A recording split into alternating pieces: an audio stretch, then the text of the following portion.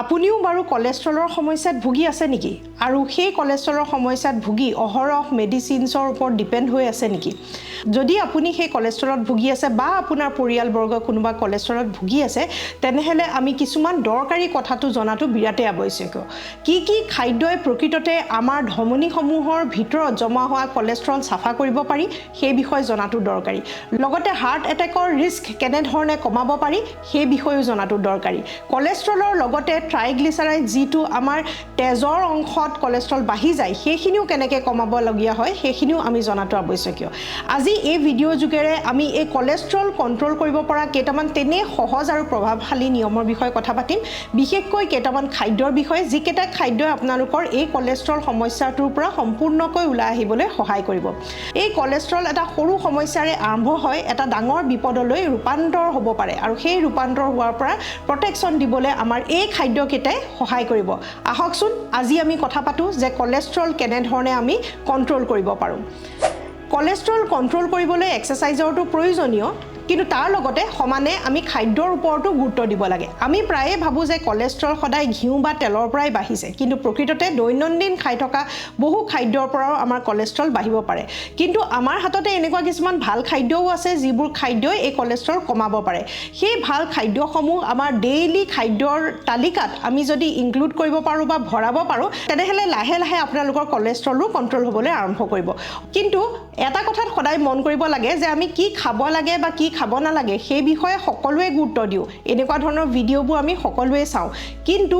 কি নকৰো হেতু হৈছে যে যিটো আমি অভ্যাস আৰম্ভ কৰো বেছি দিনৰ বাবে আমি নকৰো কন্টিনিউয়াছলি যদি আপোনালোকে এই অভ্যাসবোৰ নকৰে তেনেহলে সুফল নাপায় কনসিস্টেন্সিটোৱে হ'ল ইয়াৰ মেইন মন্ত্ৰ অৰ্থাৎ সদায় ৰেগুলাৰলি এই খাদ্যসমূহৰ ওপৰত গুৰুত্ব দিলেহে লাহে লাহে সেই চেঞ্জেছখিনি আহিবলৈ আৰম্ভ কৰে আহকচোন এটা এটাকৈ আমি সেই খাদ্যখিনিৰ বিষয়ে কথা পাতোঁ কলেষ্ট্ৰল কমাই ৰাখিবৰ বাবে আমি কি খাব লাগে সেইটো আমি তিনিটা ভাগত ভাগ কৰিম প্ৰথমতে আমি কথা পাতিম যে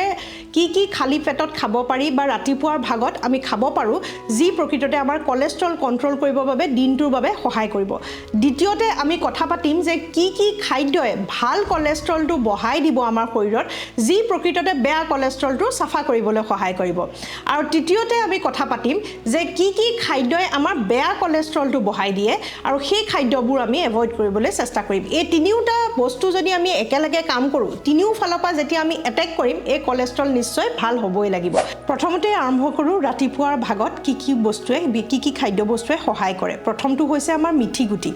মিঠি গুটিত বহুখিনি এনেকুৱা গুণ আছে যি প্ৰকৃততে আমাৰ কলেষ্ট্ৰল ক্লিয়াৰ কৰিবলৈ সহায় কৰে ই লগতে বেয়া কলেষ্ট্ৰলসমূহ সাফা কৰে আৰু তাৰ লগতে আমাৰ ফেট মেটাবলিজমতো সহায় কৰে অৰ্থাৎ যিবোৰ আমি ফেটযুক্ত বস্তু খাওঁ সেইসমূহ ব্ৰেকডাউন কৰি শৰীৰে ব্যৱহাৰ কৰিবলৈও আমাক এই মিঠি গুটিয়ে সহায় কৰে এই মিঠি গুটি কেনে ধৰণে খাব পাৰে কলেষ্ট্ৰলৰ ক্ষেত্ৰত তাক ৰাতিৰ ভাগত তিয়াই থৈ দিব পাৰে পানীত আৰু ৰাতিপুৱাৰ সময়ত খালী পেটতে সেই পানীখিনিৰ লগতে মিঠি গুটিকেইটা চুবাইও খাবলৈ চেষ্টা কৰিব পাৰে এই মিঠি গুটিত এনেকুৱা কিছুমান গুণ আছে যি ইনচুলিন ৰেজিষ্টেন্সৰ এগেইনষ্টতো ফাইট কৰে আৰু ইনচুলিন ৰেজিষ্টেন্সৰ এগেইনষ্টত ফাইট কৰা খাদ্যসমূহে আমাৰ কলেষ্ট্ৰল কমাবলৈও নিশ্চয় সহায় কৰে দ্বিতীয়টো হৈছে আমাৰ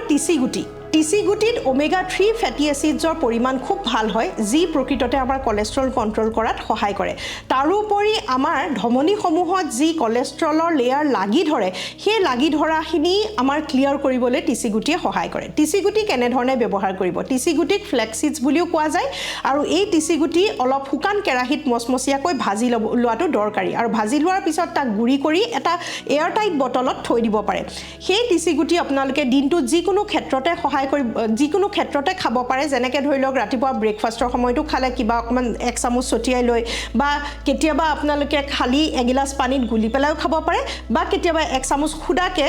পাউডাৰ খোৱা নিচিনাকেও আপোনালোকে নিশ্চয় খাব পাৰিব 3 নম্বৰ বস্তুটো আমাৰ এই সিজনত পোৱা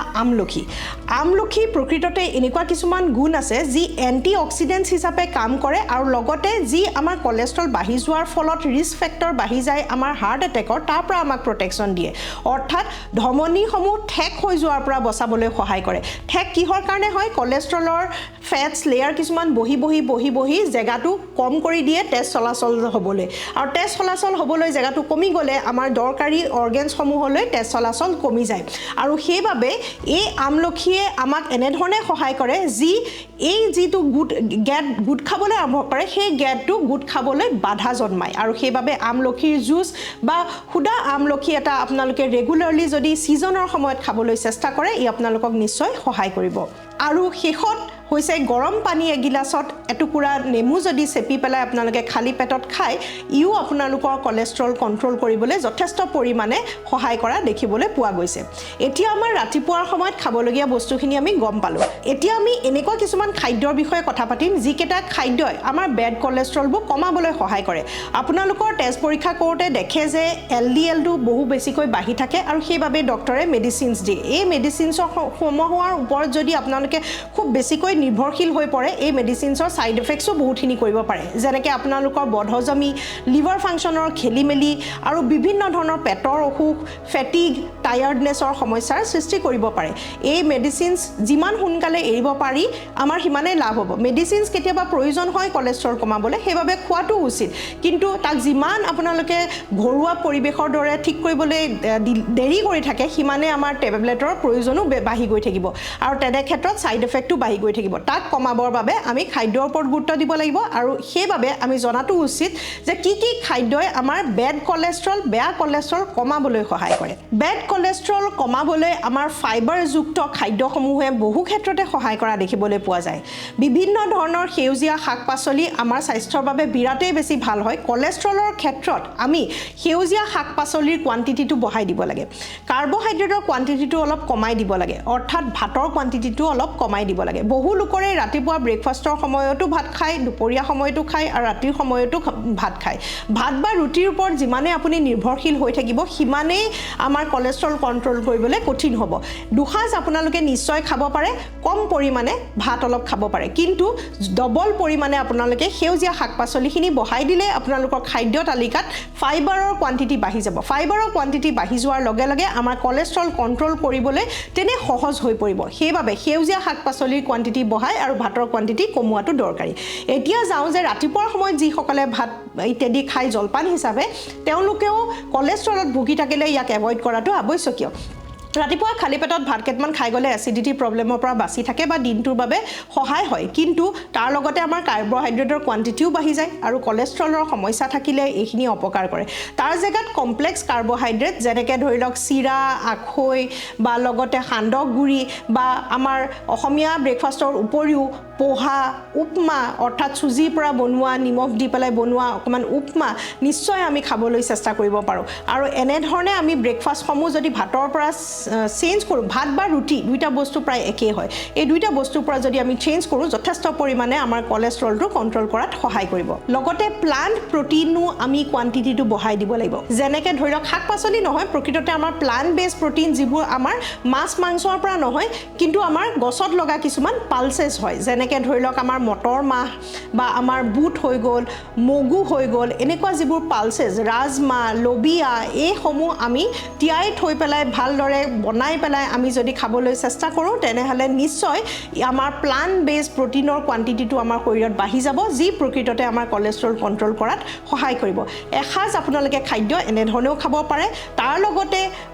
গজালি ওলোৱা বুট মগু আৰু বুটৰ গুড়ি এইসমূহো খাদ্য আমাৰ যদি খাদ্য তালিকাত থাকে তেনেহ'লে যথেষ্ট পৰিমাণে আপোনালোকৰ কলেষ্ট্ৰল কণ্ট্ৰল কৰিবলৈ সহায় কৰিব এতিয়া আমি কথা পাতোঁ যে কি খাদ্যই আমাৰ ভাল কলেষ্ট্ৰলটো বঢ়াই দিব কাৰণ ভাল কলেষ্ট্ৰলটো বঢ়াই দিলেও আমাৰ বেয়া কলেষ্ট্ৰলটো কমি যাব বেয়া কলেষ্ট্ৰল কমোৱাৰো দুটা নিয়ম আছে এটা হৈছে যে আমি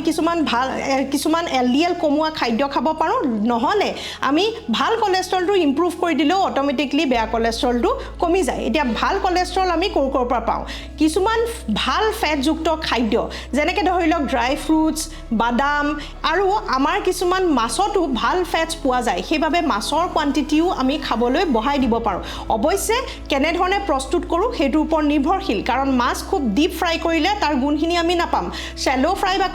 কম তেলত ভাজিলে আমি নিশ্চয় তাৰ গুণখিনি পাম মাছৰ তেলত ওমেগা 3 ফেটি এচিডো আছে যি আমাক কোলেষ্ট্ৰল কণ্ট্ৰোল কৰিবলৈ সহায় কৰে আৰু শেষত কওঁ কি খাদ্যই আমাৰ কোলেষ্ট্ৰল বঢ়াই দিয়ে কোলেষ্ট্ৰল বঢ়োৱাৰ কেইটামান খাদ্য হৈছে হাই কোৱান্টিটিত থকা সুগাৰৰ বস্তুসমূহ যিবোৰত চেনি খুব বেছিকৈ ব্যৱহাৰ হয় সি অত্যন্তভাৱে আমাৰ কোলেষ্ট্ৰলৰ অপকাৰ কৰে দ্বিতীয়তে আমাৰ যিবোৰ ফ্ৰাইড বস্তু হয় ডিপ ফ্ৰাইড বস্তু ঠাণ্ডাৰ দিনত আমাৰ খুব বেছিকৈ খাবলৈ মন যোৱা ডিপ ফ্ৰাইড বস্তুসমূহৰ পৰা আমি আঁতৰি থাকিব লাগে বেকাৰী আইটেম একেবাৰেই খাব নালাগে আৰু বেকাৰী আইটেমৰ ভিতৰত আমাৰ ব্ৰেডও পৰে লগতে কেক ইত্যাদি বিস্কুটৰ কোৱান্টিটিও আমি কমাই দিব লাগে কোলেষ্ট্ৰলৰ ওপৰত যিমান পাৰোঁ চমুকৈ প্ৰায়খিনি কথাই আপোনালোকক ক'বলৈ চেষ্টা কৰিলোঁ কাৰণ দীঘলীয়া ভিডিঅ' বহুতে চাই আমনি পায় সেইবাবে যিমান পাৰোঁ সংক্ষেপেৰে ভিডিঅ'টো আপোনালোকলৈ আগবঢ়ালোঁ যদি এনেকুৱা ভিডিঅ' ভাল পায় তেনেহ'লে ভিডিঅ'টো শ্বেয়াৰ কৰিবলৈ নাপাহৰিব আপোনালোকৰ এটা শ্বেয়াৰে বহু লোককে সহায় কৰিব পাৰিব